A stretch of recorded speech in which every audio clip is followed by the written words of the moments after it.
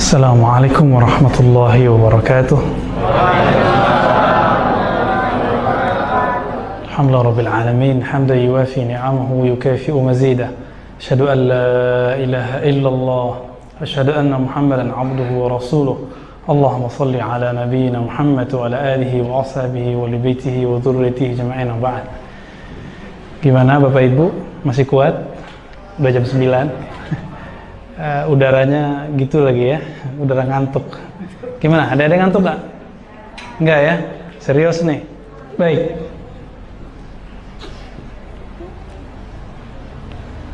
Tadi ayat yang dibaca, Syahrul Ramadan alladzi unzila fihil Qur'an. Jadi kapan Quran turun? Nah, ini turunnya ini yang ditanyakan. Maka dijawab oleh Allah, turunnya Al-Quran pada Syahrul Ramadan, bulan Ramadan.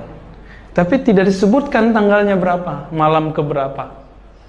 Kita cek Sahih Muslim ketemu, tapi cuma harinya. Apa kata Nabi? Kenapa berpuasa hari Senin?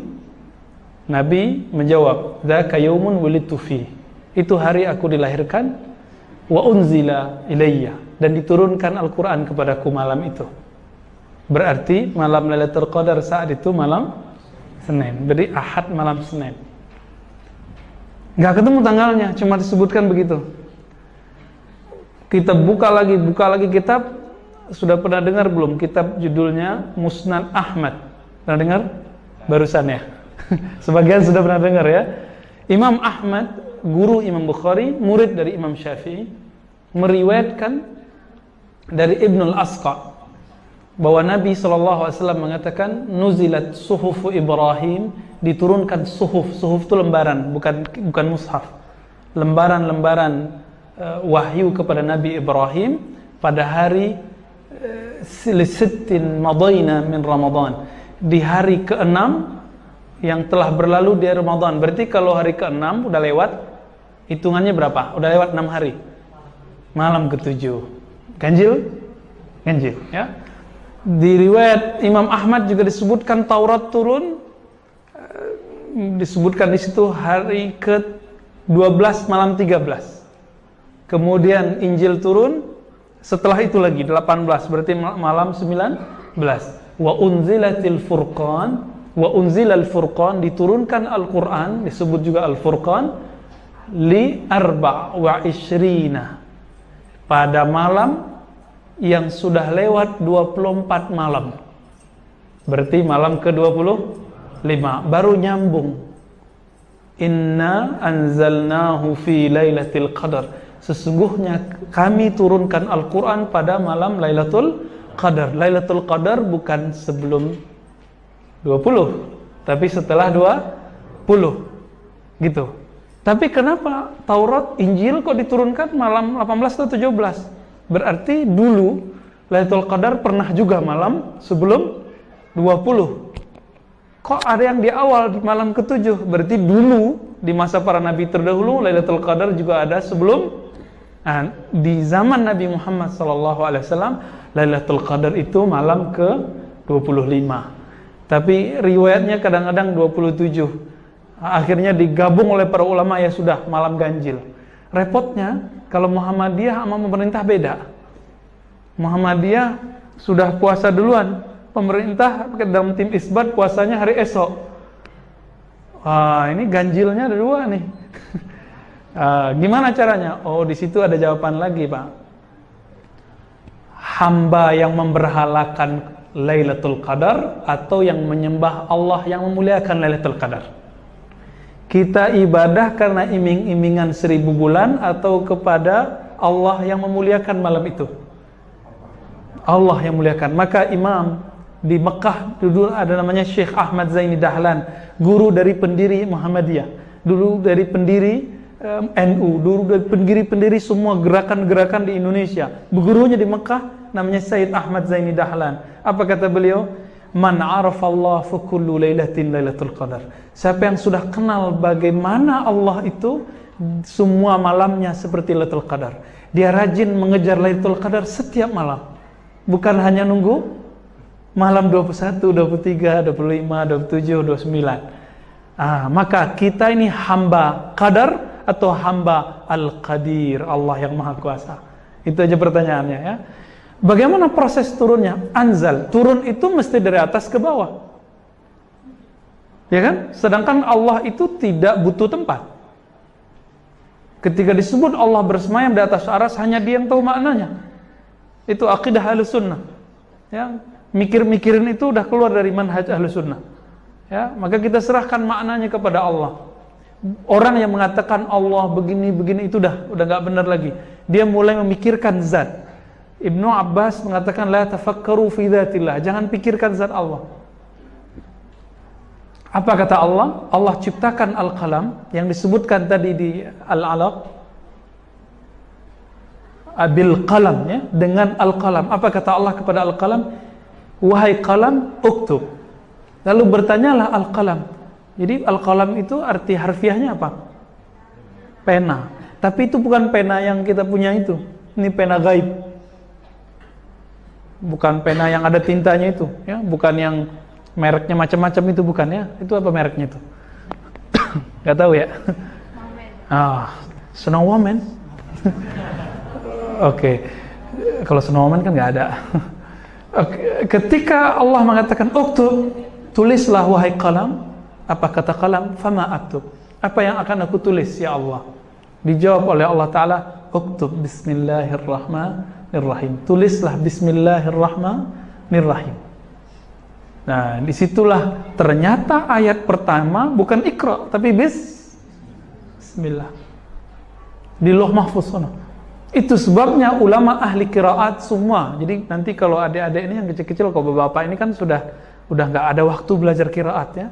Semoga nanti adik-adik ini ada yang belajar qiraat. Nanti kalau mau belajar di Indonesia ada namanya IIQ, PT IQ. S1, S2, S3 khusus qiraat. Ada. Ulamanya masih banyak. Ya, ada Dr. Ahmad Fatwani punya sanad kepada Rasulullah, silsilah dari gurunya sampai ke Nabi. Beliau itu nomor keberapa ya? 33 apa 34. Jadi masih ada. Ya, ada Kiai Ahsin Sakha. Itu syekh yang ngajinya di Timur Tengah digabungkan dengan ilmunya yang ada di negeri kita, jadilah mix dan luar biasa. Sampai hari ini mereka tidak pernah pikun. Karena ilmu Quran ada di tubuhnya. Apa kata Allah? Ini hadza dzikrun mubarak. Ini adalah peringatan Allah yang mubarak. Apa arti mubarak? Berkah.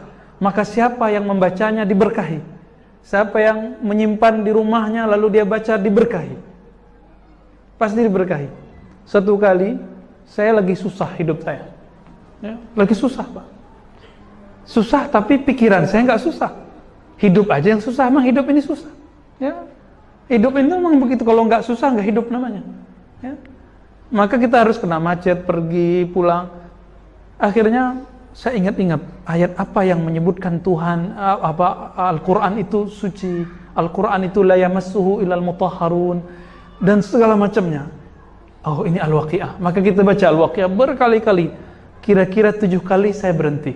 Saya berdoa, ya Allah yang menurunkan Al-Quran ini, mudahkan hidupku. Besok tiba-tiba ada orang datang bawa rezeki. Ya, tapi kalau antum yang coba saya nggak tahu. Ampuh nggak ya?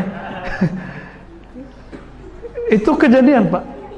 Dan Allah beri seberapa saya butuh. Saya butuh berapa dikasih segitu. Coba saya kayaknya kebutuhannya kayaknya harus begede ya, biar pemberiannya gede ya. Kenapa? Setiap orang membacanya maka dia diberkahi. Setiap orang membacanya diberkahi. Faham tidak faham diberkahi. Suatu kali Imam Ahmad bermimpi bertemu Allah. Ya Rabb, kaifa ataqarrabu ilaik? Bagaimana cara aku mendekatkan diri kepada Engkau? Dijawab oleh Allah, mimpi bertemu Allah benar ya. Karena syaitan jangankan kepada Allah, mimpi ketemu Nabi, syaitan tidak bisa menyerupakan Nabi. Hadis sahih Bukhari. Hadis sahih. Apa kata Allah? Bikalami, yaitu dengan kalamku. Imam Ahmad bertanya, paham atau tidak paham wahai Rabb? Ya Rabb, apa kata Allah Ta'ala? Kamu faham, tidak faham, kamu bisa dekat kepadaku. Maka di bulan Ramadan, ini bulan ngejar khataman. Khatam aja. Nabi SAW dalam hadis Imam Bukhari disebutkan, beliau setiap malam itu mengkhatamkan Al-Quran kepada Jibril alaihissalam. Baca Quran, hina yalqahu Jibril, ketika Jibril datang. Yu'riduhu ala Jibril, di riwayat kedua, beliau nyetor hafalannya ke Jibril. Bayangkan selevel Nabi masih setoran hafalan sama Jibril. Maka kalau ada hafiz Quran, walaupun sudah hafal Al-Quran 6 bulan, nggak dimurojaah, hilang. Jadi bapak-bapak yang punya anak ingin jadikan hafiz, jangan buru-buru Pak, taruh aja di pesantren yang sudah terbukti hafal Qurannya bertahap, berkurikulum. Nggak usah ikut yang aneh-aneh, 40 hari hatam. Saya percaya itu mungkin. Namun hilangnya juga secepat mungkin. Cepat hafal, cepat hilang. Yang susah dari menghafal itu bukan menghafal, tapi menjaga hafalan. Cepat hilangnya. Maka Bapak Ibu jangan terlalu memaksa anak untuk hafal Quran. Nah, apa kata Allah? Kenapa Quran diturunkan? Beda dengan Taurat. Taurat turun brek langsung dari Lauh Mahfuz turun ke langit dunia langsung ke Tur Sina. Langsung, dan itu tertulis di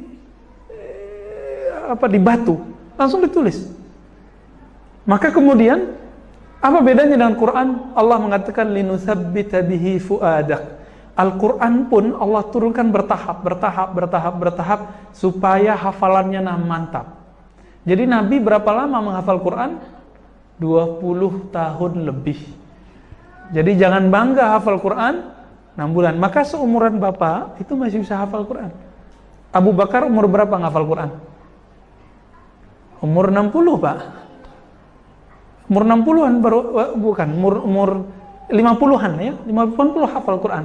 Itu pun bertahap. Nabi wafat baru khatam Quran semua. Umur berapa Nabi wafat? Umur 63. Abu Bakar umurnya sebelumnya, 61 atau 62.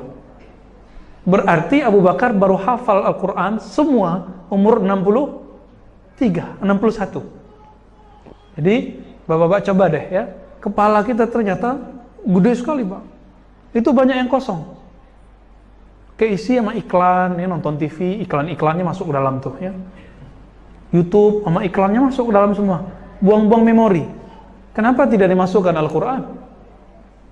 Ya, kita sudah katakan ya, bahwa ini zikrun mubarak, ini adalah peringatan yang diberkahi.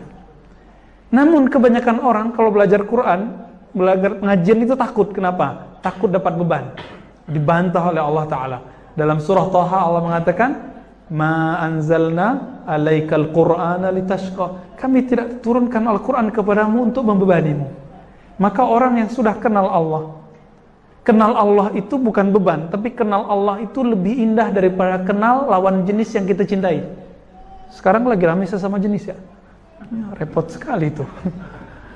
Ini kita cinta seseorang, jatuh cinta, kita kenal dia, itu bukan main indahnya. Seakan-akan dunia itu indah semua. Apalagi mengenal Allah yang menciptakan orang yang kita cintai itu. Maka jika dapat, dulu zaman-zaman bapak-bapak ini ya, kan masih kirim-kirim surat Pak ya. Ya, kalau dapat surat dari sang kekasih bagaimana rasanya? Gemetaran mau bukanya ya. Makanya Nabi SAW ketika dapat surat cinta dari Allah, badannya bergetar. Nah ini kita jelaskan. Bagaimana cara turun wahyu? Allah ngomong kepada Lauh Mahfuz, kepada Al-Qalam, ditulislah di sana semua. Jadi yang tertulis di sini persis seperti di sana. Bedanya di sana tidak pakai tinta ini. Di sana nggak pakai kertas ini. Di sana lebih mulia. Lebih mulia. Maka orang-orang yang menyimpan memori Al-Quran di dadanya, di kepalanya, dia telah meniru Lauh Mahfuz sana. Jika connect kalbunya, jika betul ikhlas dia menghafalkan Quran, maka bacaannya itu menggetarkan tubuhnya, menggetarkan darahnya, menggetarkan dagingnya, menjadi darah dagingnya. Maka orang-orang ini ketika mati, bumi tidak berani untuk memakan tubuhnya. Itu rahasianya. Kenapa? Mubarak, diberkahi ya. Jangankan itu Pak, kita datang ke Ustadz, minta tolong Ustadz, tolong bacain ke air ini Al-Fatihah, langsung ampuh ya. Bener gak? Baru Al-Fatihah. Kadang dia nggak sempat bismillah doang, Imam Ahmad gak sempat baca. Satu kali datang seorang ayah kepada Imam Ahmad.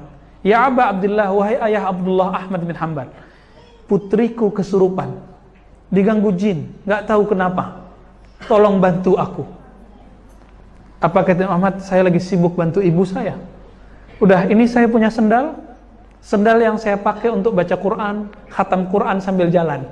Jadi Imam Ahmad itu sembali jalan tuh baca Quran, Pak. Kasih. Dibawalah oleh si bapak.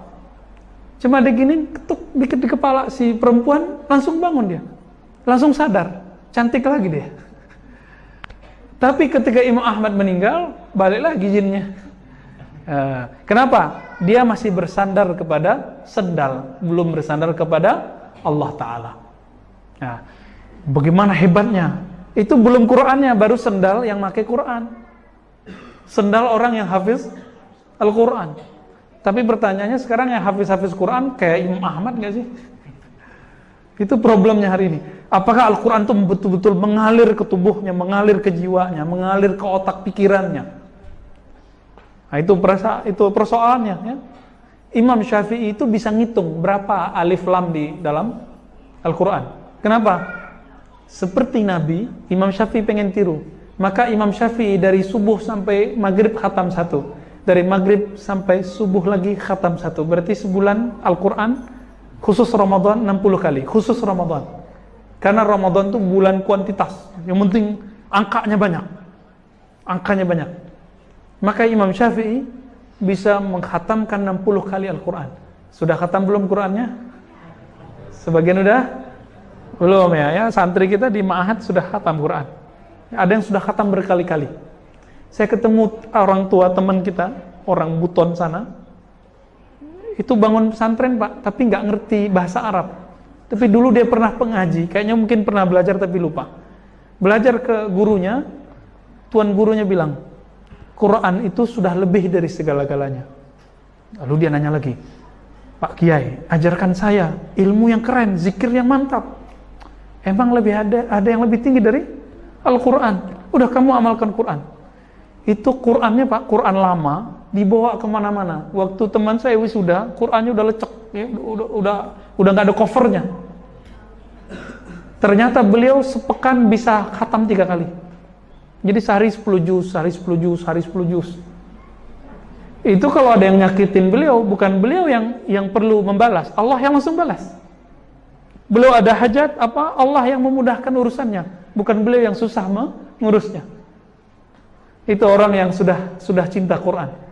Dia baca Qurannya terus. Jadi kalau nggak baca Quran sehari itu kayak nggak ketemu makan nasi.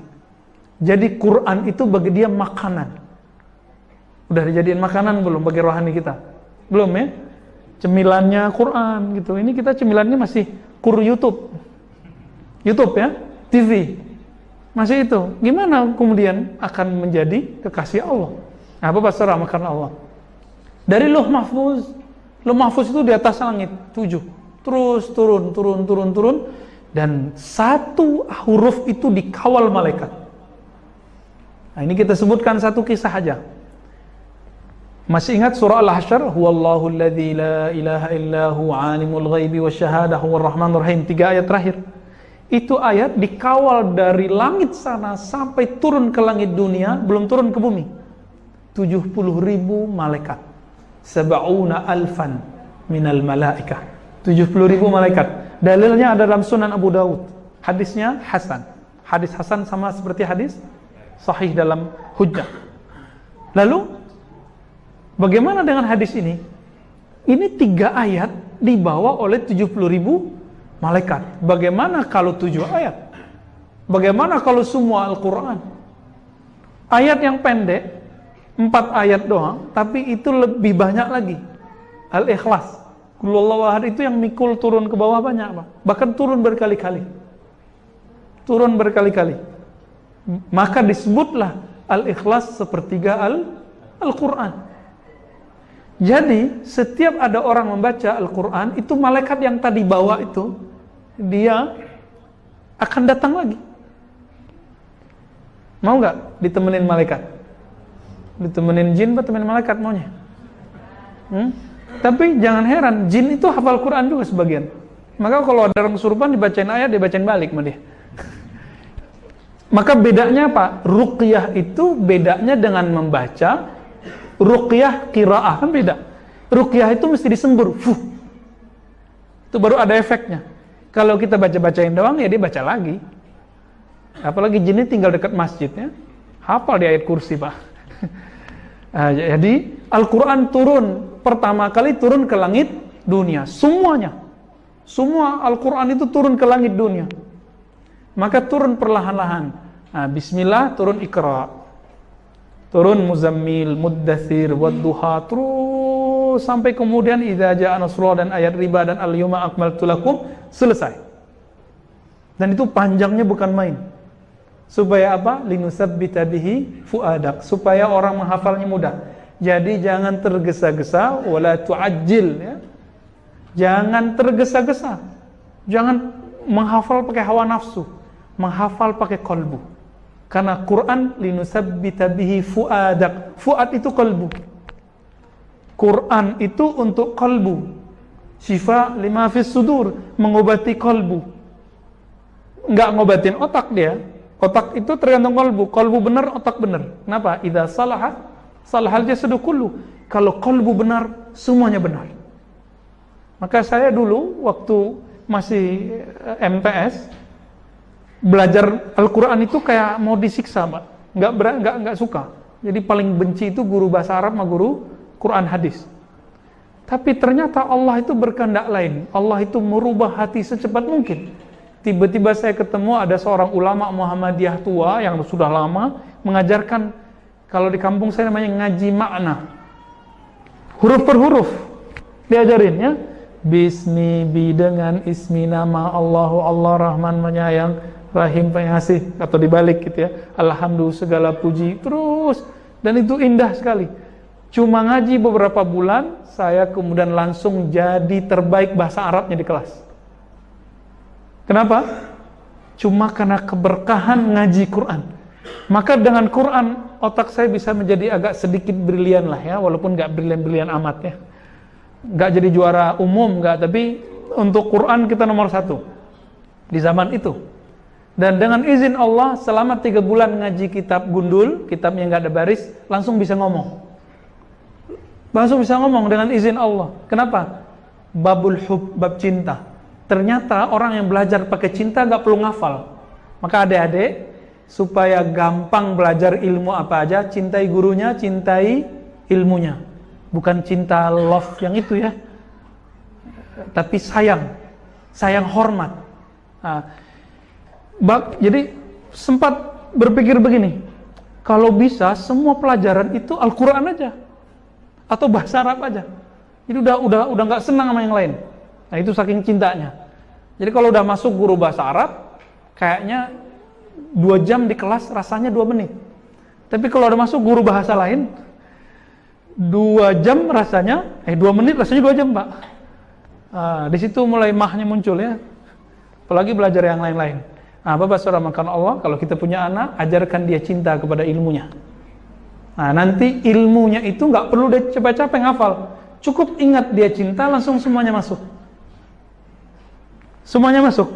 Dan Nabi itu ternyata menghafal Quran dengan cinta. Ini bagian akhir, ya. Nabi Muhammad SAW suatu kali didatangi oleh seorang laki-laki yang sedang itikaf, lalu kabur. Dari itikafnya bukan kabur pulang ke rumah, kabur menemui Nabi. Dulu orang itikaf itu pakai kelambu, khibah. Ternyata dia waktu zikiran mendengar ada orang dari dalam tanah baca surat Al-Mulk. Hadis ini riwayat Imam Tirmizi, hadisnya sahih. Hadisnya sahih. Kira-kira gimana? Kita lagi duduk-duduk, tiba-tiba dari dalam tanah ada yang baca Quran. Kaget nggak? Kabur nggak? Ternyata sahabat Nabi juga takut, Pak. Jadi sahabat Nabi takut juga sama suara-suara hantu itu, ya. Suara tuyul apa gitu, ya. Dulu namanya di Arab bukan begitu. Kabur ke Nabi, lalu ngos-ngosan nanya, "Ya Rasulullah, Aku sedang duduk di dalam khiba'ku, dalam kelambuku ketika itikaf, tiba-tiba aku mendengar suara orang baca Tabarakalladzi biyadihil mulk, sampai selesai. Nabi tersenyum. Apa kata Nabi? Itu kamu itikaf di situ dulu ada kuburan orang yang sering membaca di malam hari surah Al-Mulk. Maka Allah jaga dia dari azab kubur karena dia membaca surah Al-Mulk. Maka disebutkan oleh Imam Tirmizi, orang yang membiasakan baca Al-Mulk setiap malam, Allah bebaskan dia dari azab kubur. Kalau udah bebas azab kubur, pasti bebas azab neraka. Mau bebas dari azab kubur? Ya, kita sadar atau tidak, kita komen-komen di WA, itu udah banyak dosa di situ dah. Emosional, merasa paling benar, itu udah dosa Pak di situ. Apalagi kemudian belum jelas kebenarannya kita share ulang. Itu udah ada dosa di situ. Kenapa? Sudah melanggar ayat Al-Hujurat, ya. Fatabayyanu, maka tabayyunlah kamu. Kalau kita nggak tabayyun, kita sudah melanggar ayat. Dosa nggak melanggar ayat? Dosa. Haram nggak melanggar ayat? Haram. Maka hari ini umat Islam jika mau mengamalkan ayat, ayo tabayyun. Suka tabayyun tentang berita apa aja. Ya, barusan kita dengar Ustaz Arifin wafat gitu ya. Wah, ya Allah, saya baru kemarin juga dapat fotonya. Beliau nggak meninggal kok. Cuma kalau Allah ambil, tapi nggak gitulah caranya. Ya. Ini apa maksudnya mereka itu? Kita tabayyun. Apa saja tabayyun? Tabayyun. Nabi SAW mengatakan, orang yang baca surah Al-Mulk di malam hari sebelum tidurnya, maka Allah akan bebaskan. Yang sudah hafal, ada yang hafal Al-Mulk nggak? Ada hafal Al-Mulk nggak? Kasih hadiah. Bukan kurma. Ada yang hafal nggak? Wah, nggak ada. Nggak ada ya? Nggak jadi dapat 100.000 ya. Ya. Nah, ini Bapak Ibu, saudara makan Allah. Jadi Al-Quran itu, ini pendek cerita. Sebenarnya kitabnya panjang sekali. Ya. Imam Suyuti, Imam Zarkashi menyebutkan bagaimana proses turun itu panjang. Mulai dari Lauh Mahfuz ke langit dunia, turun bertahap-tahap. Kemudian ayat turun pada zaman ini, zaman itu. Kalau kita jelaskan kayak di Masjid Raya malam tadi ya, pada bengong, ini kuliah apa ceramah ini? Oke, kira-kira itu Bapak Ibu. Karena Allah, kesimpulan sederhananya, ketika Al-Quran turun ke dada Nabi, maka Nabi jadi makhluk paling mulia. Ketika Al-Quran turun di Mekah Madinah sekarang menjadi pusat orang teramai di dunia. Bahkan 1 detik pun tidak ada orang yang tidak ke sana. Mesti ada. Kalau udah nggak ada yang zikir di Masjidil Haram, kiamat sudah. Kiamat sudah. Setiap saat ada orang di sana zikrullah. Nah, maka tidak ada. Ini hati-hati Pak, yang mau umroh, yang mau haji. Setiap tawaf itu ada wali-wali Allah yang tawaf. Kita aja nggak tahu. Maka hati-hati, berbaik sangka, banyak zikir. Amalannya wali cuma satu, zikir, udah itu aja, nggak lebih. Maka kalau pergi ke sana, segera zikir yang banyak. Namun di luar Mekah kan juga ada. Oke. Ada imam. Imam itu mulia karena dia hafal Quran atau hafal novel? Hafal Quran. Seorang ulama dianggap ulama besar karena dia hafal Al-Quran atau paham Al-Quran. Maka belajar Quran itu ada levelnya. Pertama, belajar membaca. Nah, kita ini mohon maaf, rata-rata kita di sini sudah berhenti. Malah dirayain, sudah bisa baca Quran, khatam Quran. Gak apa-apa, khatam Quran itu amalan ulama salafus saleh. Ibnu Umar selesai khatam Quran selalu mengundang orang makan bareng di rumahnya. Ya, ini sunnah yang sudah mulai mati. Ya. Kita cuma habis belajar Quran baru dirayakan. Kalau Ibnu Umar enggak. Setiap selesai, maka dia undang orang makan. Dan riwayatnya sahih. Ibnu Abbas juga begitu. Murid-murid Abbas, Mujahid, Muqatil, semuanya begitu. Ya. Maka orang-orang yang mengundang setelah dia khatam Quran, orang-orang soleh, dia telah mengamalkan sunnah. Nah, nanti silakan Pak diamalkan. Undang imam kita, undang sahabat kita. Kalau nggak bisa banyak, ya berapa orang. Ya. Dan doa mustajab di akhir khatam Quran. Oke, level pertama itu baca. Level 2 apa? Belajar menerjemah. Nah, ini yang dilakukan di pesantren. Pesantren itu cuma proses menerjemah. Maka tamat pesantren belum bisa jadi ahli tafsir. Masuk S1, S1 belajar cara mentafsir tapi baru ilmunya, belum prakteknya. Maka SAG, SPD, STHI, apalagi LC sama, itu saya S1 semua. Itu baru belajar cara mentafsir, belum mentafsir, baru ulumul Quran. S2 baru belajar qiraat biasanya kalau di jurusan Quran. S3 baru belajar mentafsir. Nah, karena kita tidak semua bisa ahli tafsir, maka sekarang ada namanya tafsir maudhu'i, tafsir tematik. Dia ambil satu tema lalu dia tafsir. Karena nggak mungkin kita mentafsir seperti imam-imam terdahulu, kecuali punya waktu banyak dan punya ilmu banyak. Di Quran kan min kulli mathal, semua perumpamaan ada di Quran. Tidak semua hal ada di Quran, tapi semua perumpamaan ada di pemilu. Ada di Quran nggak? Nggak ada, tapi perumpamaan tentang itu ada semua di sini. Ada semua di sini ya. Orang-orang sekarang sibuk politik ada di sini. Orang-orang akan tengkar masalah politik ada semua di Quran. Dijelaskan oleh Nabi dan dipertegas oleh para ulama. Dari dulu sudah ada permisalannya. Makanya Al-Quran tidak dibuat detail. Kalau detail nanti dia cuma berlaku di zaman tertentu ya, maka dibuat dia umum sehingga berubah manusia. Yang berubah kan cuma peradabannya, tapi orangnya nggak berubah. Manusia itu ya makan, minum, tidur, menikah, punya anak, tidur, gitu lagi dah ya. Manusia di zaman Nabi makan nggak? Manusia di zaman kita makan, tidur, kita tidur juga. Mereka berjuang, kita berjuang. Kita bekerja, mereka bekerja. Sama persis. Yang manusianya nggak berubah, yang berubah penemuan-penemuannya. Nah, maka Al-Quran dibuat sebagus mungkin. Itu level 2. Level 3 tadi apa? Mulai mentafsir. Ya. Level inilah yang paling sedikit. Semakin ke atas, semakin dikit. Itu sebabnya yang paling alim itu nggak banyak. Karena cuma sedikit yang lolos ke situ. Ya mohon maaf teman-teman kita kadang baru S1 sudah berani nyalahin ahli tafsir. Padahal dia mentafsir aja belum bisa. Bahkan yang gak sekolah sama sekali berani nyalahin syekh ahli tafsir. Nah kita kaget-kaget juga itu. Jadi Bapak Ibu, kalau mau jadiin anaknya ulama, nah itu levelnya. Menterjemah, baca, menerjemah, menafsir. Ya. Demikian dari saya, semoga bermanfaat. Kalau ada tanya jawab, boleh pakai kertas, boleh langsung. Ya, tafadhal. Mau dipimpin, Pak? Dipandu?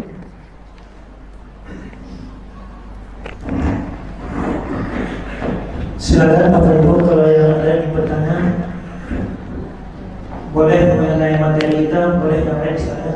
Ya, silakan. Silakan dalam koridor pengajian kita. Silakan Bapak Ibu. Ini sesi tanya jawab kita bebas. Tidak usah ragu-ragu, mumpung ada ahlinya di sini, kita manfaatkan. Jangan sampai nanti kalau pulang kita, ya tahun nanya rupanya menjadi. Jadi rasa penyesalan ada di belakang hari biasanya kan. Nah ini harus kita manfaatkan ini momen-momen seperti ini. Silakan lagi. Assalamualaikum warahmatullahi wabarakatuh. Assalamualaikum warahmatullahi wabarakatuh. Langsung saya Pak Ustaz. Ya. Tafadhol, Pak. Kalau anak-anak menghafal Quran kelihatannya lebih mudah. Kalau yang berumur lanjut kenapa agak sulit begitu ya? Iya, iya. Lanjut ya, itu saya pertanyaannya. Terima kasih. Assalamualaikum warahmatullahi wabarakatuh. Assalamualaikum. Ternyata sistem otak kita sama jantung sama memori itu mirip dengan memori HP, Pak, handphone. Kalau udah kebanyakan, apalagi kena banyak virus, itu lemot, loadingnya lama. Dan itu harus ada yang dibersih-bersihkan. Gitu. Maka sebelum menghafal harus ada proses purifikasi, tazkiyatun nafs, penyucian memori. Nah, disimpan-simpan dulu, istighfar dulu, astagfirullah, memori yang jorok-jorok, astagfirullah habis nonton dangdut yang buka aurat, astagfirullah habis lihat YouTube yang gak beres, astagfirullah semua Pak, astagfirullah emosional, astagfirullah merasa paling benar, astagfirullah, istighfarkan baru baca. Bapak coba aja sehari satu baris, pasti langsung dapat. Diulang-ulang Pak caranya, ulang-ulang. Kita bisa ulang-ulang kan, terus burung beo aja ngulang cuma 2 kali 3 kali bisa assalamualaikum ya. Tapi nggak dapat pahala dia. Jadi kita ulang Pak, minimal diulang sampai 7 kali. Nanti Bapak tutup. Ngulangnya jangan cepat-cepat Pak. Misalnya Bapak sudah hafal belum? Yang gampang deh. Yang tadi syahrul ramadhan alladzi unzila fihi al-Qur'an. Situ aja dipotong aja dulu. Diulang syahrul ramadhan alladzi unzila fihi al-Qur'an. Kalau kurang yakin bunyiin, rekam lalu kita dengerin. Karena beberapa kita senang mendengar daripada membaca. Dengerin dulu Pak. Dengerin 3 kali baru kita baca. Dengerin lagi kita baca. Lalu kita nggak usah dengarkan, kita langsung baca. Pasti bisa hafal Pak. Coba satu baris dulu. Atau juz amma yang pendek-pendek. Ya, jadi enak berhentinya di ayat-ayat di ujung ayat yang pendek. Coba Pak, insya Allah saya jamin pasti bisa. Pasti bisa. Abu Bakar menghafal waktu sudah senior, udah tua. Tapi karena dia tahu cara mengkondisikan pikirannya, dalam ilmu psikologi ada yang disebut conditioning. Ternyata istighfar itu conditioning paling hebat yang saya tahu. Ya, teman-teman psikiater itu kalau mau terapi orang ada namanya conditioning, mengkondisikan pasien. Nah, sekarang bisakah kita mengkondisikan diri sendiri supaya bisa menikmati Al-Quran? Silakan Pak dicobain. Ya, cobain besok pagi langsung. Ya, tafadhal. Ada lagi? Baik, terima kasih Ustaz. Jadi intinya itu kita harus berzikir setiap hari itu. Ya. Jadi kalau saya pernah dengar itu katanya di dalam nafas itu ada zikir, dalam nafas itu ada zikir. Betul. Silakan.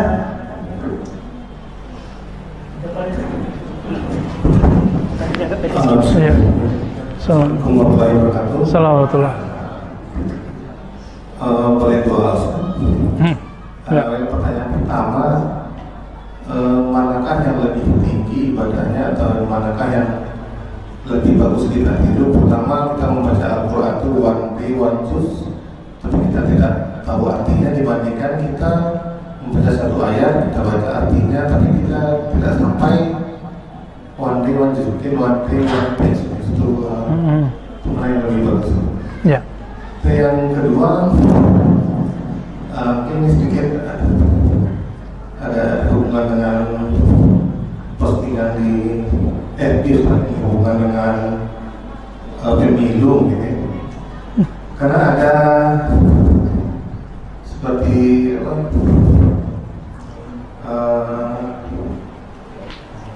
dari KPU ini yang konspirasi dengan surat An-Nisa, ada konspirasi tengah malam menyatakan sesuatu yang tidak diridhai Allah.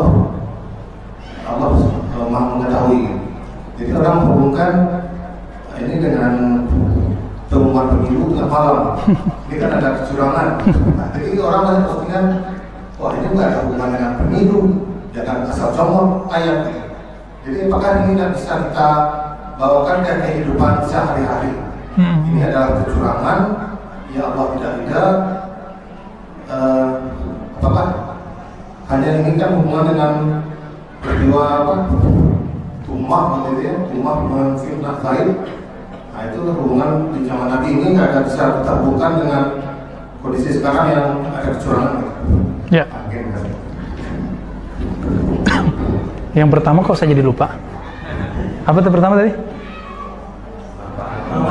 Oke. Sekarang kan biasanya ada one day. Oke. Para imam kita jumhur ulama sepakat, tapi nggak semua. Jumhur itu mayoritas bahwa memahami lebih afdal daripada membaca. Tapi di bulan Ramadan membaca lebih afdal daripada memahami. Gitu. Jadi kita belajarnya mungkin 1 jam, membacanya 10 jam. Jadi membacanya lebih banyak karena proses kuantitas. Dia proses latihan. Ya. Kenapa begitu? Kita taunya dari Nabi SAW setiap malam mengkhatamkan Al-Quran kepada Jibril alaihissalam. Jadi ngejar target. Dan sudah pernah khatam belum dari pagi sampai sore? Belum kan? Biasanya kita khatam 1 juz berapa menit? 1 jam. Kalau 1 jam, ya dari jam 6 ke jam 6 lagi baru 12. Kalau saya bisa 10 menit sama 15 menit, 1 juz. Jadi bisa kalau mulai jam 6 khatam. Bisa kita khatam. Ya, tapi nggak ngapa-ngapain. Kalau saya 30 menit. 30 menit. Ya. Wah, itu bisa kejar, Pak. Ada juz 29 itu kan nggak pilih-pilih ya. Iya, iya. Lambat itu. Itu agak terbata-bata di situ ya. Ya. Itu bisa itu, Pak, bisa kejar itu. Minimal sehari semalam khatam itu bisa. Ya. Imam Syafi'i itu khatamnya dalam sholat, bayangin. Suatu kali Imam Qutaibah didatangi oleh nama muridnya Ibnu Khuzaimah. Ibnu Khuzaimah ini masih remaja, belum 15 tahun. Pengen belajar hadis. Nah, ini saya curhat. Jadi saya dulu sudah menghafalkan lebih 15 juz, terus tertarik belajar hadis. Saya tinggalkan hafalan Quran. Akhirnya khataman Quran saya belum selesai semua.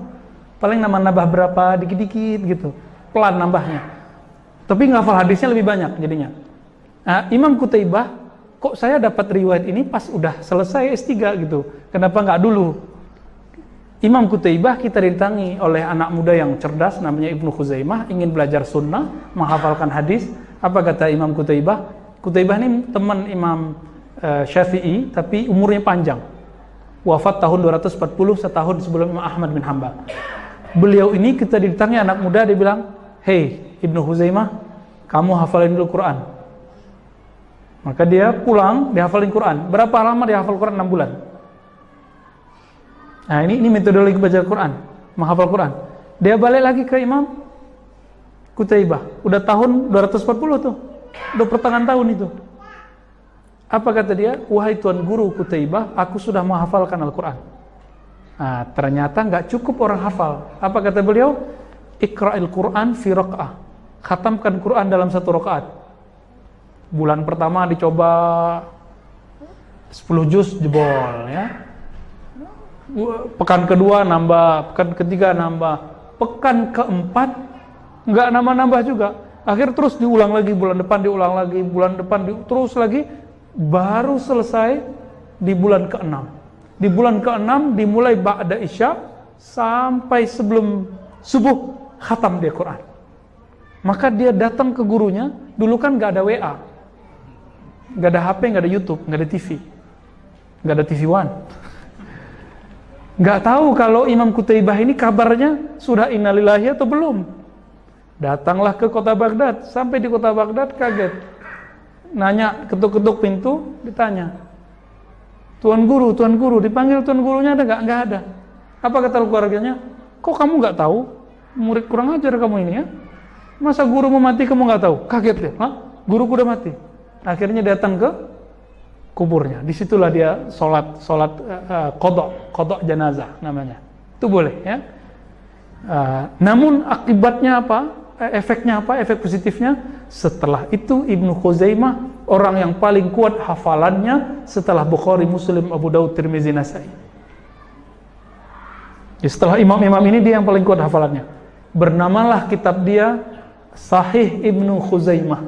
Wafat tahun 311 Hijriah. Pernah ketemu Imam Bukhari, dan Imam Bukhari mengatakan, ini muridku tapi aku jadiin guruku. Jadi Imam Bukhari aja ngambil hadis dari dia, tapi dia lebih banyak berguru ke Imam Bukhari. Ya, jadi dilihat Pak, jadi ada proses. Khusus bulan Ramadan kita bulan khatam-khatam aja. Nanti di luar Ramadan Bapak mulai lagi targetkan ngaji atau baca. Saran saya nggak baca terjemahan biasa Pak. Terjemahan biasa itu cukup untuk pemula. Kalau Bapak sudah lama muslimnya, udah lama kan muslimnya? Sekarang Bapak naik kurikulum tafsir yang agak lumayan bagus, itu tafsir Ibnu Katsir. Coba baca ya, sudah ada terjemahannya. Tafsir Ibnu Katsir sudah ada mukhtasar ringkasannya. Udah diterjemahin. Alasan apa lagi? Udah beli 1 paket, murah kok. Cuma 2 kali beli pulsa kok. Ya. Ya nggak tahu kalau yang mukhtasar yang cetakan di Jakarta segitu harganya, nyampe di sini nggak tahu berapa ya. Silakan Pak dibeli ya, 200-an, 300-an, 400-an, nggak berapa lah itu ya. 1 juta. Itu yang bukan mukhtasar ya, yang asli. Tuh yang asli Pak nyebutin sanad, cuma Bapak Ibu kalau nyebutin dari fulan mungkin bingung. Cari yang mukhtasar kalau yang ringkas. Jadi saran saya untuk belajar Quran levelnya sudah naik, bacanya tafsir Ibnu Katsir. Itu minimal ya.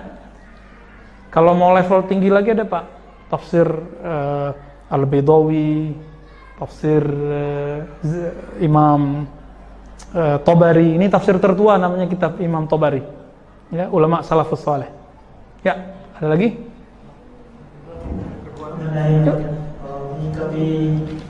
Oke, saya sudah sebutkan sebelumnya ya, man fassara al-Qur'an bi ra'yihi falitabawa maq'adahu minan nar. Siapa yang mencocok logikan Al-Qur'an, mentafsirkan Quran sesuai kesukanya, sesuai hawa nafsunya, siap-siap tempat tinggalnya di neraka. Oke. Kita pro fulan. Oke, pro tapi jangan memperkosa ayat Quran. Jangan cocok logi. Betul cocok Ustadz, iya cocok, khawatirnya tidak benar cocok. Karena ilmu beda dengan zon. Zon itu mengira-ngira. Mengira-ngira walaupun benar itu salah. Orang benar cara ilmunya, lalu dia keliru hasilnya, dia dianggap benar separuh. Nah, maka saya menghindari dari dulu tafsir cocok logi. Dulu kan ada itu Ustadz yang mengatakan bukan politik, bahwa Bilqis itu istananya adalah Borobudur. Loh, dari mana ceritanya ya? Apalagi itu? Pakai cocok logi, pakai angka-angka.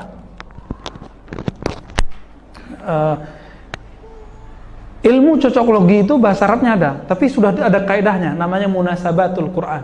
Ilmu mencocokkan, menyesuaikan ayat dengan ayat, ayat dengan hadis.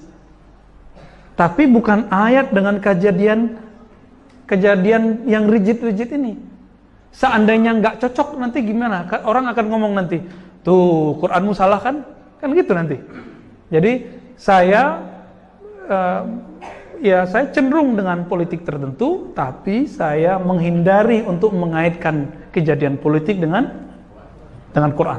Khawatir falyatabawwa maq'adahu minan nar. Siap-siap tempat duduknya dari api neraka. Ya, itu yang membedakan saya dengan teman-teman yang terlalu semangat menggunakan ayat tapi tidak pada tempatnya, ya.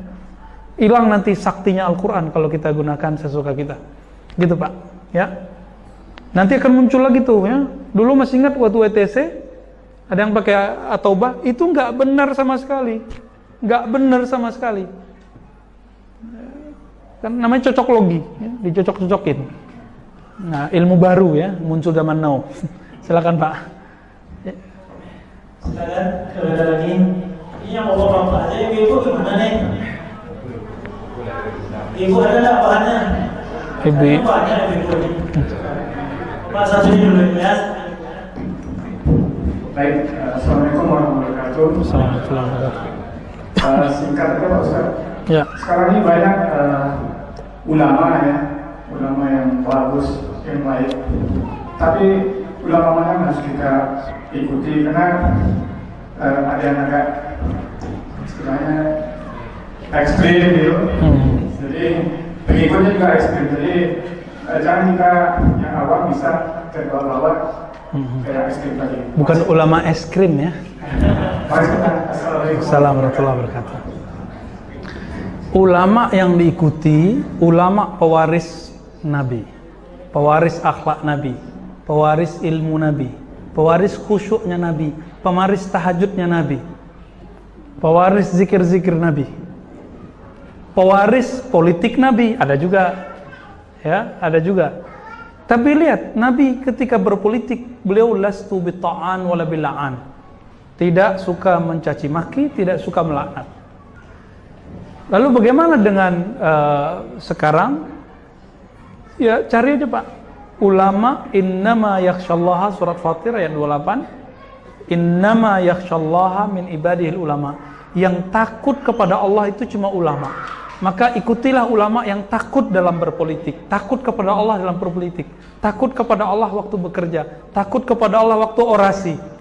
Sehingga kata-katanya kata-kata takut kepada Allah, bukan kata-kata yang berbicara dengan hawa nafsu. Ya. Begitu Pak. Sederhananya gitu, ya. Cari ulama yang takut kepada Allah, bukan takut ke pemerintah. Bukan takut kepada TNI Polri, takut kepada Tuhannya pemerintah, Tuhannya TNI Polri. Mereka juga makhluk Allah, kita makhluk Allah. Tapi takut begitu bukan berarti kita harus ekstrim. Itu nggak ada kaitannya. Ekstrim itu persoalan lain, itu persoalan pemahaman dan persoalan image. Karena beda orang, beda definisi ekstrim. Makanya kita candain ulama eskrim atau ulama ekstrim. Gitu Pak ya. Jadi sederhananya yang mewarisi rasa takut Nabi, zikirnya Nabi, akhlaknya Nabi dalam semua hal, dalam berpolitik, berceramah, berkeluarga, semuanya itulah yang akan kita ikuti. Semoga kita dapat Pak ya. Ya, masih banyak kok yang bagus. Lanjut lagi. Ada lagi? Tadi ada ibu yang mau tanya.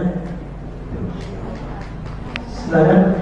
Kalau ada bapak dulu, ibu lagi catat kayaknya. Ya, bapak lagi deh. Boleh. Silakan. Di depan sedikit nih, tuhan kita tadinya agak pendek.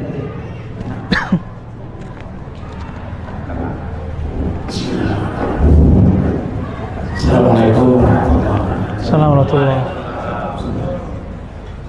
Ada dua pertanyaan Ustaz. Yang pertama tadi tentang fadilah surat Al-Mulk ya. Mungkin yang penting itu ruhnya saja. Khawatirnya ketika kita nyampaikan sebelum sholat baca surat Al-Mulk itu akan terbebas dari asap. Sebelum tidur. Nah, sebelum tidur ya.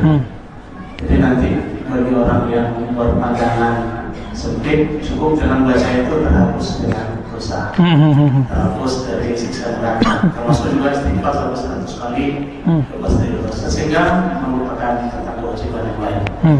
Yang pertama. Kemudian yang kedua, ini tentang masalah pemilu juga ya.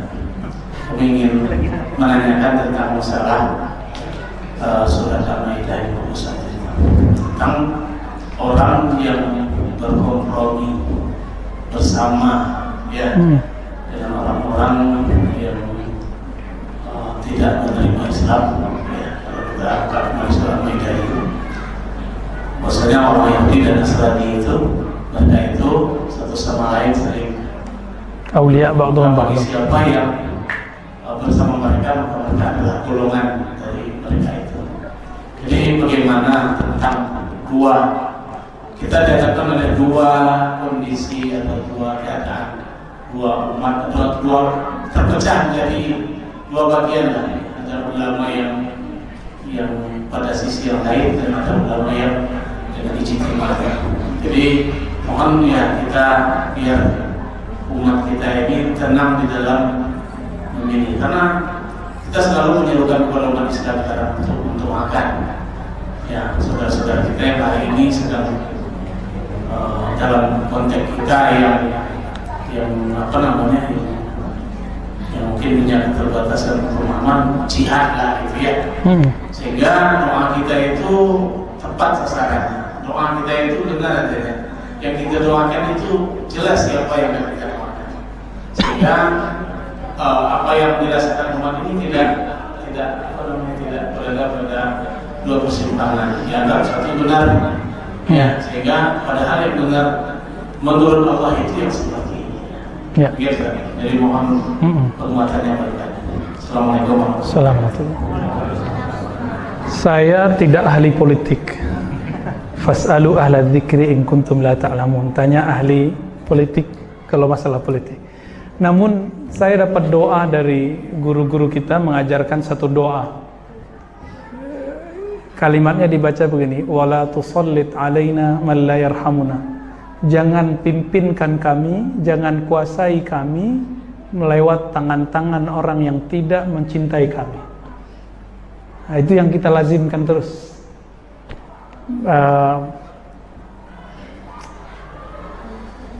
Riweh Pak, ribet masalah politik itu ya. Karena di zaman Nabi tidak ada pemilu. Nabi langsung dipilih Allah. Abu Bakar dipilih oleh itu pemilihan langsung. Ya, syukur. Tapi bukan pemilu juga. Itu hasil rembuk antara Muhajirin dan Ansar. Setelah mereka konflik dulu. Orang Ansar udah ngangkat pemimpin, orang Muhajirin bacain hadis. Dulu membaca hadis untuk menyelesaikan masalah, sekarang baca hadis untuk memperkuat golongan. Itu berbedanya. Sama aja Pak, dua kelompok sama-sama pakai ayat, sama-sama pakai hadis. Ada yang nggak nyoblos pakai hadis juga. Ya, nggak boleh nyoblos tapi wajib ikut pemimpin, kan lucu? Lucu nggak? Terus pemimpinnya dari mana tuh kalau kita nggak nyoblos?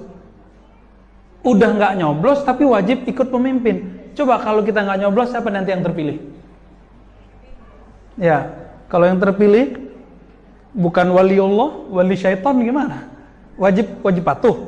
Enggak kan? Nah, maka kalau kita mengimpor fatwa dari satu negeri lain, kita harus sesuaikan kondisi kita sama atau tidak. Ya, dalam hal ini saya sama sekali sampai sekarang Pak, saya nggak berani lama-lama nonton aksi itu, nggak berani, saya nggak kuat, adrenalin saya terlalu lemah untuk itu. Jadi nggak sekuat senior kita itu ya, mereka itu kuat sekali. Dalam hal ini saya berpikir saya tidak ahli dan saya tidak banyak komentar. Namun saya membenci, menantang dan melawan orang-orang yang susah cocokologi, suka mencocok-cocokkan ayat dengan kepentingan. Itu kita bermusuhan. Ya, dia musuh Allah, dia musuh Rasulullah. Kenapa menggunakan ayat sesuai dengan kepentingannya? Adapun mengenai ayat aulia, saya nggak mau ceritakan ayat ini dengan kekinian, tapi ayat itu kapan terjadi? Ayat itu dulu ketika Nabi SAW membuat persekutuan dengan orang-orang ahli kitab untuk melawan musyrik. Ternyata orang-orang musyrik dan ahli kitab itu karena mereka kafir, kufar itu ba'duhum awliya'u ba'd. Mereka saling aulia. Apa arti aulia di situ? Aulia artinya lebih dari 5 macam, Pak. Pemimpin, pengayom, penolong, teman, sekutu, macam-macam. Itu lengkap semua udah. Mereka sesama mereka saling memimpin, saling ngayomi, saling membantu, semuanya udah lengkap. Nah, maka kemudian turunlah ayat itu supaya Nabi tidak menjadikan mereka sebagai aulia. Jadi ayatnya kondisinya adalah tentang persekutuan politik. Persekutuan politik ya. Maka ulama kita berfatwa, jika dua pemimpin, calon pemimpin, satu muslim, satu non muslim, maka haram golput. Haram golput. Kan sempat pusing kan kemarin sebelum Ustadz yang dari Pekanbaru bersuara, pada bingung ya. Ketika satunya muslim, satunya lagi muslim, maka golput oleh para ulama tidak dilarang, tapi tidak dianjurkan. Dulu adakah sahabat Nabi yang golput? Ada. Di zaman sahabat Nabi ketika Ali dan Muawiyah perang, itu Anas bin Malik golput, Abu Hurairah golput, ada sekitar 21 sahabat golput. Nggak ikut Ali, nggak ikut Muawiyah. Jadi no comment gitu ya. Saya hampir waktu itu golput karena satunya ijtima, satunya multaqo, kan bingung kita Pak ya, terus tiba-tiba ke pesantren datang tuh yang multaqo itu, datang satu orang, dari awal ceramah sampai akhir ngomongnya pret, goblok ya Pak, itu ngomongnya sampai dihitung sama tetangga samping, kok dia ngomong goblok dari tadi udah 20-an kali. Ya. Apa-apaan nih, kiai apaan nih? Nah, di situ mulai kita nggak jadi golput. Ya. Namun dalam hal ini karena saya tidak mengerti politik, jurusan saya kan bukan politik, Pak. S1 saya hadis dan akidah. S2 saya akidah lagi, S3-nya akidah lagi, tapi ngajar hadisnya lebih banyak daripada akidahnya. Jadi kalau Bapak nanya bab akidah mengenai politik, saya bisa jawab. Hadis mengenai politik, tapi kalau fenomena sekarang dikaitkan dengan ayat, saya punya keterbatasan di situ ya. Nanti mungkin ada yang ahli ya. Tafadhal. Ya. Al-Mulk, oke. Membaca Al-Mulk kan Nabi sudah ngomong ya, membaca ini setiap malam maka bara'atun min adzabin nar, terbebas dari api neraka. Tunjihi min adzabil qabr, bukan adzabil nar ya. Dibebaskan dari azab kubur. Itu dengan syarat kalau tidak punya dosa besar, syirik, ya, korupsi dan segala macam. Kalau dia punya dosa besar, wajib tobat. Kalau dia tidak tobat tetap disiksa. Ya. Kenapa Al-Mulk itu dahsyat? Karena Al-Mulk itu ayat pertobatan. Itu maunya artinya Ya. jangan musyrik gitu. Jadi jangan sampai baca surah Al-Mulk udah terbebas dari azab kubur. Enggak, yang mau baca Al-Mulk kan pasti orang benar, Pak. Ya, siapa yang mau baca Al-Mulk kalau bukan orang soleh? Yang mau menyempatkan duduk sejenak baca Al-Mulk pasti orang soleh. Nanti ada ayatnya, nyindir orang-orang yang menyesalnya nanti di akhirat. Lau kunna na'qilu, lau kunna nasma'u na'qilu, ma kunna fi ashabis sa'ir. Seandainya dulu kami mau mendengar. Nah, jadi ternyata ilmu itu dimulai dari mau dengar. Ini sekarang kajian-kajian kita kadang kalau nggak sepaham nggak mau dengar. Nah, ini masalah lagi. Imam Bukhari gurunya lebih dari 1000 dan beliau mendengar dari guru-guru yang beda faham. Makanya jadi Bukhari. Maka kalau ada orang hari ini mengatakan mau ikut Imam Salafus Saleh seperti Bukhari, tapi tidak melakukan amal seperti Bukhari, tidak berguru seperti Bukhari, maka perkataan dia jadi asap aja tuh ya, ngebul, nggak ada hasilnya. Mau jadi seperti imam terdahulu, berguru ke orang yang beda faham sama kita. Ya, sekarang saya nggak tahu ya kenapa kok muncul ajakan-ajakan, nggak usah ngaji sama orang situ ya, itu beda faham sama kita. Ya, itu apa? Syaitan itu ya, was-was semua itu. Imam Bukhari berguru kepada orang yang beda faham sama dia. Coba bayangkan. Ya. Masih banyak Pak. Jadi surah Al-Mulk kalau dibaca pasti bikin tobat. Saya kalau baca Al-Mulk itu kayak mau nangis terus Pak ya. Kita banyak dosa. Kita merasakan ya Allah, ya Allah, ya Allah sampai akhir itu. Sampai akhir. Bahkan di tengah-tengahnya itu ada ayat ancaman siksa kalau kita nggak tobat-tobat ya. Ya kan? Amintum man fis sama ayakhsifa bikumul ard. Kamu enggak takut dengan penduduk langit, malaikat-malaikat yang membawa azab seperti terjadi pada kaum Lut, seperti pada kaum-kaum yang lain. Itu ayatnya betul-betul menyeramkan. Jadi kalau dibaca merinding, Pak. Nah, orang-orang yang merinding baca ayat itu muncullah pertobatan. Itu maksudnya. Ya. Ya.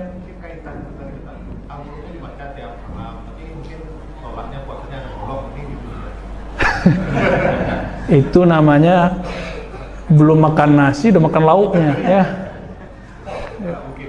Iya. Oke, baik. Ini ada pertanyaan dari Ibu Ustaz. Bismillahirrahmanirrahim. Saya pernah mendengar seorang Ustaz mengatakan bacalah Al-Quran lillahi ta'ala dan jangan mengharapkan imbalan. Bagaimana menurut Ustaz apabila kita membaca Al-Quran untuk mengharapkan perlindungan dari Allah dan untuk penyembuhan? Ya. Ruqyah atau apa gitu ya. Pertanyaannya dibalik. Kalau nggak sakit, nggak minta perlindungan, masih baca Quran nggak? Kalau masih, berarti benar minta perlindungannya. Seandainya surga itu tidak ada, masih baca Quran nggak? Kan perintahnya begitu. Perintahnya utlu ma uhiya ilaik. Iqra bismi rabbik. Bacalah apa yang diwahyukan kepadamu. Enggak disebutkan di situ surga. Ya kan? Enggak disebutkan di situ. Jadi seandainya surga enggak ada, masih baca Quran enggak? Karena makom tertinggi itu makom orang terakhir baca Quran. Sekarang surganya udah enggak ada, masih mau baca enggak? Nah, maka kita bagilah ikhlas itu terbagi dua. Ikhlas matre, ada ikhlas yang levelnya level para nabi, para wali, itu tanpa syarat, ikhlas tanpa syarat. Ikhlas itu seharusnya tanpa syarat ya. Ya. Apa akibatnya kalau kita pakai level 1? Level 1 ikhlas bersyarat. Saya baca Quran untuk kesembuhan. Masalahnya apa nanti? Jika udah dibaca Quran nggak sembuh-sembuh, nanti akan meragukan Quran nggak? Kalau nggak sembuh masih baca Quran nggak? Nah itu problemnya ya.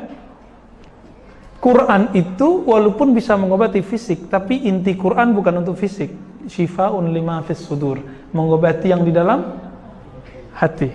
Sudur itu sadar, kesadaran jiwa. Sudur, sadar kan jamak dari sudur, sadar. Sadar itu sumber kesadaran. Maka kita kalau kita bilang saya, kita nepuk dada, nunjuk saya, gitu kan? Nah, kita nunjuk kesadarannya ada di sini. Jadi kata Ustadz itu barangkali maksud dia ibu-ibu, bapak-bapak ini naikin level bacanya. Kalau anak kecil dikasih iming-iming sama Nabi, yang sahabat-sahabat masih muda ya, baru-baru masuk Islam, baca 1 huruf dapat 10 kan gitu. Tapi untuk sahabat level tinggi nggak lagi. Baca Qur'annya betul-betul karena Allah menurunkannya sebagai surat cinta dari Allah, maka dia membacanya sebagai ekspresi cinta. Ini tanya deh ke perempuan-perempuan atau bapak-bapak juga begitu. Kalau kita kirim-kiriman rindu-rindu, salam-salam ya sama seorang yang kita suka, nanti si perempuan atau si laki-laki akan suka melihat memorinya, lihat-lihat ya tanggal sekian lagi ngapain ya, diulang-ulang. Itu surat cinta dari makhluk aja diulang-ulang, masa dari Al-Khaliq nggak diulang-ulang? Mau dapat pahala dengan baca message begitu? Enggak kan? Mau didapat apa? Kedamaian, ketenangan. Jadi bacalah Quran dengan penuh cinta. Maka katakan begini Pak, jadi sebelum baca Quran walaupun Bapak nggak ngerti isinya, ya Allah, aku mencintaimu, aku cinta surat-suratmu, aku merindukanmu. Aku tidak faham ya Allah maksud darimu. Tolong ilhamkan kebaikan-kebaikan dalam kalbuku. Maka faham gak faham Bapak rasakan nanti nikmat baca Qur'annya. Ya, nikmat. Tapi kalau masih ngitung huruf, 1 huruf sekian pahala, ya berarti cintanya bersyarat. Itu kalau cowok matre. Ya. Giliran gak dapet, gak mau lagi. Maka pertanyaan itu, jika tidak dapat kesembuhan masih baca nggak? Itu masalahnya Pak ya. Menyalahkan Al-Quran nggak? Nah seperti teman kita, dia sholat sering, tapi nggak tenang-tenang, dia butuh apa nggak dapat, akhirnya nggak sholat lagi sekarang. Sama aja. Tuh si mata sipin nggak sholat kaya, loh nggak connect ya, nggak nyambung, gagal paham tapi sok pinter. Ya, ada lagi Pak. Tidak berarti mengintimidasi. Ya, maksa Allah. Beda tadi kaitannya antara ruqyah tadi dengan bedanya dengan dukun. Dukun ada juga Pak ya itu. Jangan gitu Pak. Ahli ruqyah itu dukun juga, tapi dukun perdukunan yang sudah disyar'ikan. Aktivitasnya sama kok. Embus-embus juga, baca-baca juga. Ruqyah itu bahasa Arab, artinya mantra. Ruqyah, mantra sama. Dukun-dukun di zaman Nabi itu ada namanya Ibnu Malik Al-Asja'i. Datang ke Nabi, ya Rasulullah, di zaman dulu sebelum engkau datang kami sudah meruqyah. Belum ada Quran, belum ada sunnah, belum ada kulhu, belum ada amanah Rasul, belum ada ayat kursi. Hadis Sahih Muslim. Apa kata Nabi? Alqi alayya ruqaq. Bacakan ruqyahmu. Dibacain. Ternyata isinya cuma nama Allah, nama Allah, nama Allah, nama Allah. Jadi dari dulu orang Arab itu sudah mengenal Allah, tapi tidak menyembah Allah. Maka Nabi mengatakan la ba'sa birruqa ma lam yakun fihi syirk. Boleh ruqyah selama tidak ada kalimat syirik di dalamnya. Walaupun pakai bahasa Melayu, bahasa Minang, bahasa Jawa, bahasa Sunda, boleh. Tapi yang penting tidak ada kalimat syirkiyah di situ. Ada kalimat syirik haram. Mau dia bisik-bisik, mau dia keras-keras, nggak ada urusan. Ya. Jadi kalau ada kiai ustadz bacanya pelan-pelan, bukan pelannya yang jadi hukum, tapi apa yang dia baca. Apa yang dia baca itu yang dihukumi. Jadi kalau tuh dia bacanya nggak keras-keras, itu dia syirik, dukun, belum tentu. Ya, belum tentu ya. Jadi ruqyah itu bedanya dengan baca apa? Mesti ditiup Pak. Airnya ditiup, orangnya harus disemburin ya. Kalau nggak ada efek. Mau 3 jam, 5 jam nggak ada efek, harus ditiup, atau ditepuk. Jangan ditonjok ya. Ini ruqyah yang nonjok itu ruqyahnya bid'ah. Ya, perdukunan ekstrim. Lanjut. Ini ada satu lagi pertanyaan. Bagaimana hukumnya perempuan membaca Al-Quran dengan cara tadarus di masjid atau mushola? Sementara ada ilmu yang menyatakan kalau perempuan tidak boleh mengeluarkan suara merdu di depan umum. Bagaimana hukumnya? Emang ada dalilnya begitu? Kalimat yang mengatakan sautul mar'ati aurah nggak ada di hadis. Itu pendapat sebagian ulama. Sautul mar'ati aurah, suara perempuan aurat. Yang aurat tuh kalau suara mendesah-desah, Pak. Ya. Atau suaranya, iya saya, aduh mendayu-dayu ya. Aduh, nanti saya jadi tangan saya jadi begini-gini nanti Pak ya. Kalau suaranya mendayu-dayu, mendesah-desah, itu baru ya, itu baru haram. Kalau perempuannya tegas, perempuannya ngomong biasa aja, nggak ada apa-apa toh, ya, nggak ada apa-apa. Nabi SAW buka Sahih Bukhari nanti di kitab nikah di bagian walimah pernikahan, resepsi pernikahan, Nabi ketika datang ke pesta disambut oleh perempuan. Terjadi dialog, ngobrol, sapa-sapaan biasa. Nah, kita aja sekarang ini yang nggak bisa membedakan itu ya. Yang haram itu suara-suara yang menggoda. Gitu. Itu baru aurat. Godaan kulit kalau dibuka, godaan suara kalau menggoda. Kalau mendesah-desah, mendayu-dayu. Kalau cowok menggodakannya bukan mendayu-dayu, kalau justru kalau lagi tegas itu, kalau cowok mendayu-dayu gimana Pak? Cowok kemayu, nggak seru ya dengernya. Cowok yang tegas justru bikin jatuh cinta kayaknya ya, saya nggak tahu, nggak pernah jatuh cinta sama cowok soalnya. Ya.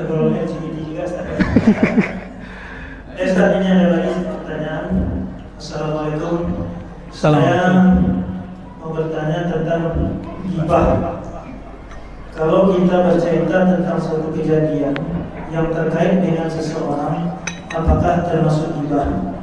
Misalnya tentang kejadian pembunuhan yang baru-baru ini, atau tentang politik yang terkait pada seseorang. Terima kasih. Assalamualaikum. Assalamualaikum. Ngomong apa saja, rumusnya satu aja. Falyakul khairan aw liyasmut. Katakan yang positif, yang baik-baik, yang menyehatkan kolbu, yang menyegarkan pikiran. Kalau enggak, diam aja. Ini kaidahnya gampang, kita sudah dapat hadis ini lama sekali ya. Kalau di Quran waqulu linnasi khaira ya, katakan kepada manusia yang baik-baik. Yang baik-baik. Bapak Saudara makan Allah. Kalau menggosip, gosip itu bahasa Arabnya ghaibah atau ghibah. Ghaibah itu artinya gaib, orangnya nggak ada, terus kita omongin. Di hadis Imam Tirmizi, seseorang ditegur oleh Nabi, lalu dia jawab, ya Rasulullah, ini hakun, ini real, nyata, kejadian. Di situ Nabi pertegas, ghibah itu, gosip itu membicarakan yang kejadian dan saudaramu tidak suka. Ciri-cirinya itu, kalau kita omongin, obrolin, dia nggak seneng. Itu berarti gosip.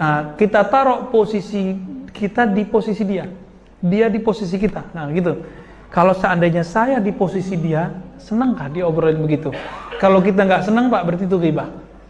Dan ghibah itu dalam surah Al-Hujurat itu cocok untuk adab berpolitik, adab bersosial. Baca berkali-kali Pak surah Al-Hujurat. Mulai dari ayat 1 sampai akhir itu ayat sosial politik. Ayat sosial politik. Di situ dijelaskan bagaimana azab atau nilai atau bahaya orang ghibah, gosip. Walaupun cantik-cantik yang ahli gosip itu, tapi hakikatnya ketika dia menggosip, apa yang terjadi? Dia sedang makan bangkai saudaranya. Kita bangkai ayam aja kita nggak makan, apalagi bangkai manusia. Bangkai manusia itu lebih bau daripada babi, lebih bau daripada si guguk itu ya. Kenapa berani? Nah, dan sekarang justru itu yang laku. Maka saya udah nggak nonton di rumah itu, nonton politik. Kalau mau tinggal baca atau baca link-link beberapa berita. Nggak mau Pak. Kita nggak mau merusak telinga ini dengan berita-berita yang nggak manfaat. Di zaman Soeharto hidup itu kan lebih menegangkan. Tapi kita nggak dengar berita-berita aneh. Saya udah puasa berita. Karena dalam dunia jurnalis itu ada sebuah kaedah yang tak tertulis. Berita terburuk adalah terbaik. Berita terburuk adalah kebohongan diulang 1000 kali sama dengan kebenaran. Tuh 2 kaidah itu, Pak. Dan mereka pakai terus.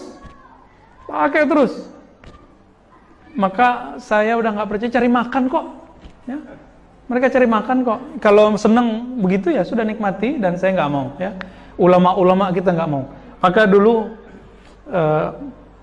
seorang tabi'in ya Ibnu Mubarak mengatakan, kata-kata kamu sekarang itu kamu anggap biasa, tapi di zaman pendahulu kita dianggap luar biasa. Kamu kalau hidup di zaman mereka, kamu akan disebut kafir. Kalau mereka hidup di zaman kalian, kalian akan anggap mereka gila. Gitu. Jauhnya zaman kita dan mereka. Maka saya berdoa setiap kali mau orasi ceramah, semoga lisan saya nggak tergelincir, Pak. Semoga Allah jaga selalu. Ya. Kadang-kadang kita kesemangatan, apalagi dipancing sama jamaah, ya. Baik, cukup belum? Terima kasih, Ustaz. Ya. Ini kita batasi 1 pertanyaan lagi. Kalau ada pertanyaan pemungkas, silakan. Ada Ustaz, gitu ya. Assalamualaikum warahmatullahi wabarakatuh. Assalamualaikum. Kembali mengenai Al-Quran tadi, Ustaz. Bahwa sekarang kan ada yang kita dengar pembacaan Al-Quran dengan memakai langgam Jawa, gitu kan. Nanti akan muncul lagi berbagai langgam-langgam yang lainnya, gitu. Bagaimana pendapat Ustaz sendiri? Dan kemudian apakah ini juga terjadi pada zaman Rasul dan sahabat sebelumnya? Ya. Terima kasih. Ada hadis palsu melarang pakai langgam selain Arab. La talhanu bi ghairi luhunil Arab, ya.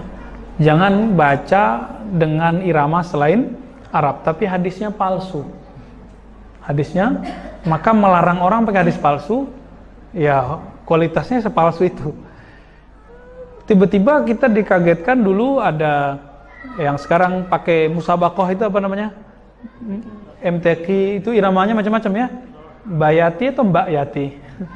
Mbak Yati Nawa, Mbak apa tuh ya? Namanya macam-macam lah ya. Saya dulu karena dapat kajian tafsir ala satu aliran, lagi asik belajar nagham, saya tinggalkan dan saya haramkan. Baru mendekati S2, baru kemudian tidak mengharamkan lagi. Karena ketemu lagi ilmu baru gitu. Kenapa ketemu ilmu baru? Ternyata di Masjidil Haram, di masyaikh-masyaikh di Mesir, di Yaman, itu mereka biasa membaca dengan irama-irama tertentu. Misalnya Nahawan. Nahawan itu salah satu wilayah di Khurasan, itu kalau baca iramanya indah. Ada lagi iramanya yang tinggi, Hijaz, ya, macam-macam. Hijaz itu ya arah padang pasir Mekah Madinah, dia ada tinggi, tapi menyedihkan. Udah nggak ingat lagi, Pak ya, karena dulu pernah membid'ahkannya. Jadi sesuatu barang yang dulu pernah saya haramkan, saya bid'ahkan, sekarang udah nggak bisa menguasai. Dulu mengharamkan musik sekitar 3 tahunan lebih. Sekarang nggak bisa main musik, Pak, alhamdulillah. Nggak bisa main musik jadinya. Walaupun sekarang tidak mengharamkan mutlak. Kita menghalalkan di waktu tertentu dan menghalalkan di waktu tertentu sesuai dengan hadis Nabi Sahih Bukhari Muslim. Namun udah nggak bisa ngapa-ngapain. Termasuk nagham itu ya. Bagaimana dengan nagham-nagham yang ada yang 7 macam itu ya? Itu ternyata bukan produksi dari Nabi. Itu gabungan dari Nahawan, dari Irak, dari Persia, dari macam-macam. Nah, maka ulama kita nggak sibuk sama irama, sibuknya sama apa? Makharijul huruf dan tajwid. Sekarang kan istilah ini diganti dengan tahsin. Yang sahih istilahnya adalah ilmu tajwid. Ilmu tahsin itu baru belakangan ini populer di Indonesia. Nama aslinya ilmu at-tajwid. Ya, ada kitab-kitabnya macam Jazari, apa ya, Syatibi. Cara melafazkan ya, semuanya ada. Jadi bolehkah langgam Melayu, langgam Minang, langgam Sunda, langgam Jawa, mau langgam apa saja kan Allah yang cipta. Sama dengan Nahawan, Hijaz dan lain, dengan syarat tidak merubah makharijul huruf dan tidak merusak tajwid. Tapi kalau yang diutamakan iramanya lalu melanggar tajwidnya, mau itu irama Arab aja salah, Pak. Apalagi irama selain Arab ya. Saya pernah bawa irama Syekh Sa'ad Al-Ghamidi dulu ke kampung ya. Terus bapak saya bilang, itu kan kakekmu dulu bacanya begitu. Atau guru dari kakekmu dulu bacanya begitu. Jadi irama-irama di kampung Melayu, kampung Minang, itu dulu ternyata ngambilnya dari Arab juga. Cuma karena sekarang populernya kita dengar ala Melayu, kita kira itu irama Melayu. Padahal bukan, itu bukan irama Melayu, tapi dari sono juga. Nah, kalau yang dulu Jawa itu ya, itu namanya macapat, Pak. Saya dapat info dari ahli sejarah, dia mengatakan dulu Sunan Kalijaga baca ayat Qur'annya supaya diterima oleh orang Jawa pedalaman pakai irama macapat namanya. Nah, itu jadinya begitu. Selama syaratnya tidak menyalahi makharijul huruf dan ilmu tajwid. Gitu, ya. Wallahu a'lam bishawab. Semoga bermanfaat. Jika salah, semoga Allah tutupi, Allah maafkan. Jika benar, semoga Allah ridhai. Amin ya rabbal alamin. Mohon maaf salah dan kurangnya. Subhanakallahumma wa bihamdika asyhadu an la ilaha illa anta astaghfiruka wa atubu ilaik. Assalamualaikum warahmatullahi wabarakatuh.